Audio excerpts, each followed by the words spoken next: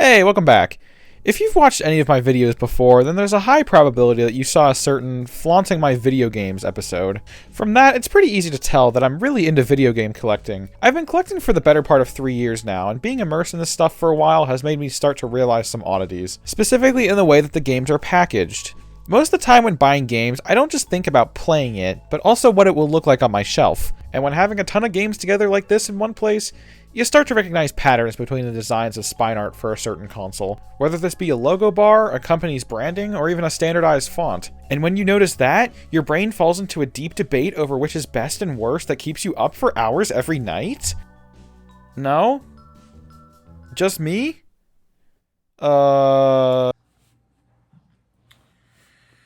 Hey Google, why do I care about the spines on my games?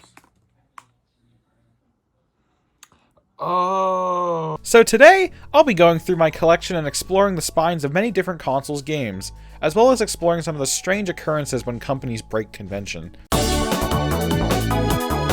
Starting off with the NES, the cartridges have an end label that stretches up from the front. These are quite nice on the shelf, and they usually have contrasting colors which makes them very easy to read from a distance. And next to the label there's a little ridge which makes them extremely easy to pull off the shelf. Not all of them are great though, like this Mario plus Duck Hunt plus World Class Track Meet combo cart that has some absolutely terrible color choices for the font. There's other games that try to shove complicated logos on the end like Narc, but they just don't look good and are barely readable. However, the boxes are pretty standard across the board, just a colored background with the game's logo. Pretty good for a first foray into game cartridges, but what will they do next? The SNES end labels kinda stink. They're a really tiny sliver on the top with a black background and usually a cyan font. They aren't terrible or anything, they're just impossible to read from a distance. And this little indentation? What is its purpose? It changes on the player's choice games, so maybe it's to symbolize that? So a little update while editing here. Turns out I was actually correct. The red ridge represents Nintendo-published games, the gold ridge represents player's choice games, and the purple ridge represents third-party games. So yeah, back to the video. However, not all Super Nintendo games follow the template. Games like Mickey Mania here use a larger font in orange instead of blue. I actually like this a lot. It shows that just making the font a little bigger will make a huge difference. As for some of the cursed ones, Teenage Mutant Ninja Turtles, Turtles in Time. Pretty good title. But why does the end label say Turtles 4? It's not like they were running out of room or anything, so why do this? I mean, at least they tried to put something there. There's actually a select few games that don't even have end labels. This doesn't even make sense. You can't just write the game's title. Then there are cartridges that might as well have nothing on the label because they're impossible to read. Games like Chrono Trigger and Operation Europe have tiny little logos that look like blobs unless you squint. But at least the boxes are better. The entire library seems to have a consistent black background with the game's logo. It's pretty much what the NES did, but more cohesive with the whole library. Yeah, the N64 games have no end labels, which is really stupid. There's more than enough room on the top here to label the game, so why not? However, the fans are here to rescue us again because you can purchase giant sheets of end labels to stick to your games. This is a pretty elegant and nice looking solution. I just don't have the guts to stick stickers on games like this. However, I'm getting deja vu from the boxes here. They're pretty much the same as the NES and SNES boxes, but now with the new addition of fun graphics. All four sides of the box are different colors. With the introduction of the GameCube, Nintendo finally decided to wise up and use discs and plastic cases like everyone else was. For a first hooray into the DVD case lifestyle, they did a pretty bang-up job with making the spines aesthetically pleasing. At least for their original releases, but we'll get into that later. First thing of note is that the GameCube header is on the bottom, which is out of the ordinary compared to what Sony, Microsoft, and even Nintendo themselves were doing. But being different doesn't make it immediately bad. I think it looks just as natural and is a nice differentiator. It definitely meshes well with the overall experimental and wacky nature of the GameCube.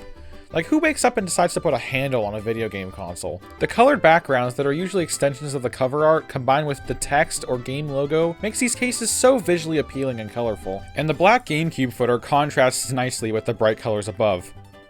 So why did they have to go and ruin it? For Player's Choice re-releases, which were discounted versions of highly selling games, they put a thin yellow banner on the front to indicate as such, which doesn't affect much. The problem is that the yellow extends to the side and makes what used to be a contrasting black strip a bright yellow that sticks out like a sore thumb. The yellow just does not mesh well with the colors on the spines. The black ones fit with pretty much any color because it's a neutral tone. Not only does the yellow clash with many color palettes, it looks really stupid next to a large group of black ones. I don't have many GameCube games because 1, I try to go for quality over quantity with these games, and 2, players' choice games are so abundant because they're so much less desirable that it is so much harder to find the black label versions of games I actually want to own. But enough complaining, let's look at the funny stuff. Crazy Taxi and Sonic Mega Collection are all yellow with their players' choice variants. The Crazy Taxi one is actually the same color, and this case just looks so goofy to me. But really, aside from that, the GameCube spines are so consistently good. Fantastic looking spines here. Nintendo went in a completely different direction with the Wii game spines. The template has an all-white backdrop, Wii logo on the top, and the game's logo in the middle, which makes large groupings of these games look super classy and sophisticated. The logos are easy to read on the solid color background, and they're all white with matching white cases. Or are they? The main elephant in the room here is New Super Mario Bros. Wii, which launched with a fully red spine, case, front ridge, everything. I view this more as a fun little quirk than an annoyance. And it was just a one-time thing that no one else ever did ever. Dang it! Mario and Sonic at the London Olympic Games 2012 used an all-yellow case, yellow ridge, and more importantly, a yellow spine. Why does Sega think they're so cool that they need to use a yellow case? There's no purpose to this. Yellow is not a color that matches a character. None of the other Mario and Sonic games are like this. What makes you special? But at least Sega only did it once. LucasArts puts yellow spines on all of their games for no reason. The case and the cover art are still white. Did they do this to piss specifically me off? And it's not only LucasArts who pulls this full color spine BS. NBA Jam, Twilight Scene-It, this random Batman game, and a few more also have randomly colored spines. This ruins the cohesion of all the other white cases next to each other, which is why I will never buy any of them. On Jeopardy and Wheel of Fortune, the hosts are on the bottom of the spine, and you know what? I like it. It doesn't break the all-white look, but it adds some flair to the spine that makes them unique. But it seems like sticking things at the bottom was a pattern, though, because games like Metroid Prime Trilogy, Pokepark, Wario Land, Sin and Punishment, and all of Nintendo's budget select games have little icons at the bottom of their spine, which, as I mentioned before, are unobtrusive and add some flair without ruining everything. But none of these are all too cursed. The cursedest of them all is Resident Evil Dark Side Chronicles, which forgot the Wii logo? I thought this was a standard thing. How did they just not include it? I'm assuming it's just a misprint because it's the only game that does this to my knowledge. Although, if we're getting into the realm of misprints, some copies of Puzzler Collection just don't have anything on the side except the Wii logo. Two lovers together at last. But that's really all the oddities that the Wii has in its spine design. Overall, a huge wall of them looks really clean together, and I love the style. Following the Wii generation is none other than the Wii U, which, being the worst selling Nintendo console and all, has the least number of games, and in turn, has the least number of weird spines. But as an overview, they're pretty much the same as the 3DS cases. Logo at the top, home screen icon, title, and the new addition of a blue ridge at the top, which is awful. I assume Nintendo wanted these things to line up and make a pattern, but the box art shifts around in its case. So in practice, they never line up and are just in random spots. It doesn't look terrible from afar, but it is definitely annoying up close. And I guess that Wii Sports Club agreed that the ridge is stupid, so it didn't get one. How is it that a first-party Nintendo game forgets their own template? At least with LEGO Avengers, which forgot its little home screen icon, it's a third-party game and it's barely noticeable. But of course, the Wii U is not immune to people changing the color of the spine. Resident Evil Revelations and Deus Ex Human Revolution have a fully black spine, which actually looks really sleek with the Wii U's tealish blue theming, but they still stick out like Mario Wii does on a shelf. I don't see a reason why they did this. They're both M-rated games, but they weren't the first and definitely not the last. So this decision is a little perplexing to me. And Nintendo even did it again themselves, but this time a lot less egregious.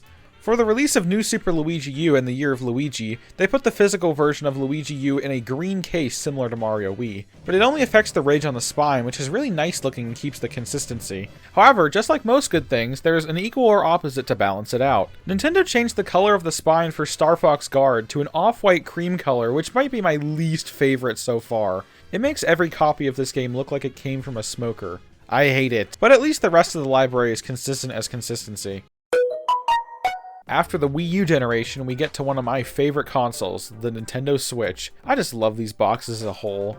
The front has a ton of room for the art to shine, with only a little indication in the front that it's a Switch game, and more important to this video, it has the most consistent spines I've ever seen from a game console. All of them are red, and most of them are the same font. Now, while this does limit readability and overall swiftness of grabbing a specific game from the shelf, looking at my Switch games and seeing a solid wall of red is quite the treat. It seems Nintendo is pretty locked down on what you are and aren't allowed to do on the spines, but apparently they let a few slip. The main example that comes to my mind is Super Bomberman R, which was a launch title and it is a hot mess. The text is not the standardized font, but the logo, and it's centered.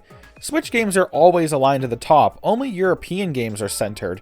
And not only that, but the Konami logo is widthwise and looks awful just randomly placed there. Two more launch era games, The Binding of Isaac and Has-Been Heroes, use non-standard fonts for their spines, but not their logos. And then randomly, SpongeBob SquarePants Battle for Bikini Bottom Rehydrated used a font that is ever so slightly different, and it's not even SpongeBob related. Like, if you're gonna use a fun font, make it unique. I can barely tell the difference. But at least no one changed the color.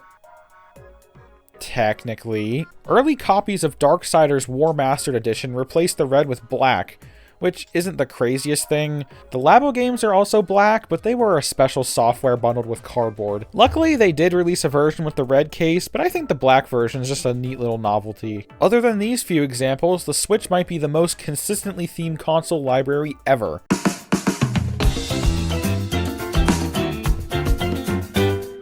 Now we have finally arrived at the most recent console in this video, the Nintendo Switch 2. These spines might be one of the best looking. They take what was great about the Switch 1 spines and add some flair. The cover art extends to the spine and it just looks perfect on the shelf. The Switch 2 is still relatively new, so there's nothing that particularly stands out. I love these cases. They're like slightly worse versions of the DS cases.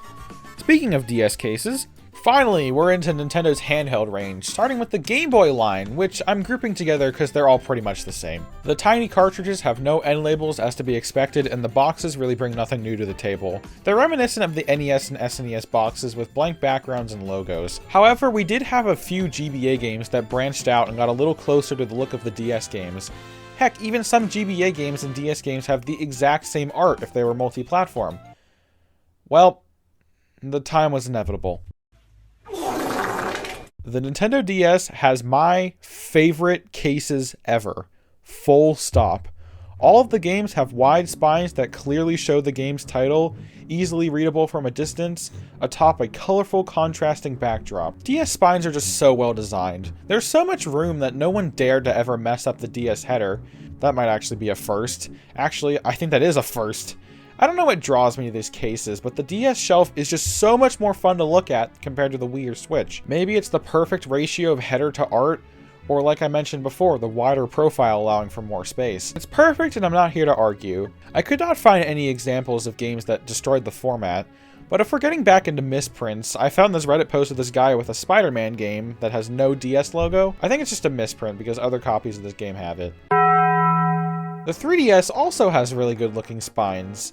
The more compressed layout compared to the Wii U that's basically the same thing looks better in my opinion, but as mentioned before, these are pretty much the same as the Wii U spines minus the ridge. I think it's a little strange that, similarly to the Wii U, Nintendo kept flopping back and forth between standard text and game logos. It's not really too much of a bother because it's not like this is exclusive to the 3DS or anything. The Wii U and GameCube have this problem. But it seems Nintendo's handhelds have a much better reputation for being consistent. Some games like Sega 3D Classics do the Wii thing where they shove graphics at the bottom, but what tanks the 3DS's consistency the most is yet again from Nintendo themselves. In 2017, following the release of the Nintendo Switch, Nintendo updated their official logo to be white on a red background instead of a gray logo. This change looks fine on the Switch games because they are already completely red. However, the 3DS was not so lucky. Nintendo changed the orientation of the logo and put it on a red background. On its own, this really isn't a bad change. I actually quite like it, but it's what it looks like with the rest of the library that ticks me off. Just ew. They stick out like pimples on a face, and it looks bad compared to Nintendo's old games that look fine. If they started with this, it would look great, but no, they had to change it and make it non-cohesive. Besides Nintendo, it seems Capcom cannot get it together. They have had many different issues with misprints in the past, but one of the worst was on the 3DS. I just can't do a video talking about video game spine without mentioning the misprint of Resident Evil Revelations. Initial copies of this game read Resident Evil Revelatons instead of Revelations, which is very funny to me. Like, how did this get past so many different checks and balances and quality control and all the way to the printing press? They were packaged and shipped up and you telling me nobody noticed until the game got into people's hands? Unbelievably funny. But aside from that, there's your fair share of games that color the full spine like Persona Q and Shin Megami Tensei 4, but just don't buy them and you won't have that problem. And sadly, Nintendo didn't make any handhelds after that, so that's the end of this section. But what are Team Green and Blue up to? Both have been a lot more consistent with their designs. Starting with good old Tony, the PS1 has a pretty bad spine design. The text is tiny and very hard to read. It's not like they can just make it bigger because the cases are so thin there's no room. Then again, that's not the fault of them, it's more so the fault of CD cases. Luckily, they moved to DVD size cases with the PS2. However, these cases have me conflicted. On one hand, there's design elements that I like, such as the fun background with a logo similar to the GameCube, which was from the same time period. But on the other hand, the banner on top has the PlayStation logo on a white background, which just looks so weird. It looks like you copy-pasted a fake PNG and didn't change it. And the greatest hits game being a burgundy-ish color just straight up doesn't look good. But overall, these games are pretty standard and it's pretty much how it's going to work going forward. The PS3 keeps the background and logo, but the header is a mess. At launch, the header was this red square with the PS3 logo in a strange orientation. I don't really like the look of it, but it leaves lots of room for the rest of the spine. Then, later on in the PS3's life, they switched back to this black one, which is way better. It's like the PS2's header without the stupid logo. I think it fits with the sleek, futuristic design of the PS3 a lot more. I know I said the new headers look good, but reprinting the logo doesn't change the old games. It creates this inconsistency that makes many of the games look like they're for a different console. The PS4 keeps the PS3's header, but makes it blue to match the case, which makes it look very aesthetically pleasing. And the PS5 is pretty much the same thing, but it's white, so it also looks really good. Oh yeah, they made portable consoles too. The PSP's spine's reminiscent of the PS2 with the same stupid logo and the same stupid maroon coloring for greatest hits games. But they decided to pull a PS3 again and change the logo to match the latter half PS3 games. These look way better, but they just look so idiotic next to the old ones, even compared to the PS3's change. I really wish that they just went with the later version initially or didn't change it at all. However, they redeemed themselves with the PS Vita spines. These spines are basically just the PS4 ones, but sized down to be similar to 3DS cases, and I sure do love them. They look just like little PS4 cases and they're so cute. If I owned a Vita, I would definitely collect tons of these games. And finally, Team Green's designs are pretty basic and uninteresting. The OG Xbox uses a black header, which gives it this edgy Mountain Dew professional gamer look. The whole marketing was that the console was for the hardcore gamers, so I think these really fit well. For the 360, they inverted it, and oh wow, I love these cases. I can't pinpoint a specific reason why, but these cases are so simple and attractive. Like, everything looks good with this design. They're what I think of when I think of generic video game art. And beyond that, the newer Xbox stuff is a gray spine with the Xbox logo and a game logo, or white text depending on what it is. These cases are like the oversimplified version of the video game spine, and they really do not look appealing on a shelf. So overall, video game spines are stupid, and so is this video. Bye!